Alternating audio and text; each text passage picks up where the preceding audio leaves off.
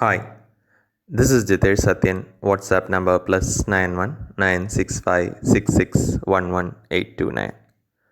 Today's short talk is part of a series on stages in the spiritual progress of an aspirant. We'll cover the following as part of the series: 10 bulls of Zen based on pictures of Kakwan, 10 ox herding in Zen based on pictures of Subun, the elephant path in Mahamudra tradition, Sapto Ullasa or 7 stages in Parashurama Kalpa Sutra, general progress stages in Hinduism, Christianity and Buddhism, Tantric Devatas for stage progress with Tantra. The key message is not to be let down at a specific stage of spiritual progress, as everyone makes progress only with practice. We completed 10 bulls of Zen based on pictures of Kakwan and 10 ox herding in Zen based on pictures of Subun. Now we are discussing the elephant path in Mahamudra tradition. In last talk, we reached till the elephant was being pulled by the monk using a rope. The next what we see in the picture, it shows that the elephant and monkey follows the monk, who still needs the rope and elephant goad, though there is no resistance from elephant, and we also see that the rabbit has disappeared from the picture. So this stage still requires the sadhak to follow the spiritual guidelines and practice, as we see the rope and elephant goad. However, the mind does not put any resistance to focus, and the inner tendencies represented by the rabbit has no role to play in the meditation practice. Next in the picture we see the elephant is left on its own without the need of rope or hook. The monkey now has left the elephant and is in the control of the monk. In this stage, the sadhak no longer needs the spiritual practices to make progress. The sadhak has to lose attachment to the practice as well to progress, as it does not serve much purpose in making progress. So, first it is used, and later even that has to be dropped. In Samayajara tradition, it is said that Bindu Tarpana Sandushta means that after a specific stage, even the Bindu that was so far helping in maintaining focus during meditation has to be let go. Or Bindu Tarpana would mean let go of Bindu as well, or attachment to it. It is also required at a stage to progress.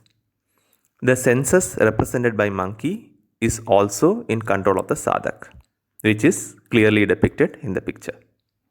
Next in the picture we see the elephant now completely white following the monk. The monkey has disappeared. This is the stage when the mind is easily focused without effort from the sadhak. Senses no longer play a role in the meditation practice. The obstacle of mala or obstacle from tamas pradhana prakriti is completely overcome. Listen to the specific talks on Devi Mahatmyam for details on this specific obstacle from tamas pradhana prakriti. Next in the picture we see the monk sitting in meditation while the elephant sleeps at his feet. The mind is able to concentrate without effort for long periods of time. The mind does not have an active role in meditation. However, the mind and the kriya of meditation still remains different. So the mind and the kriya of meditation is still playing the role of dual. Next in picture, we see the monk is shown as flying. This shows the results of meditation. With the mind at rest, the monk is able to have glimpses of self.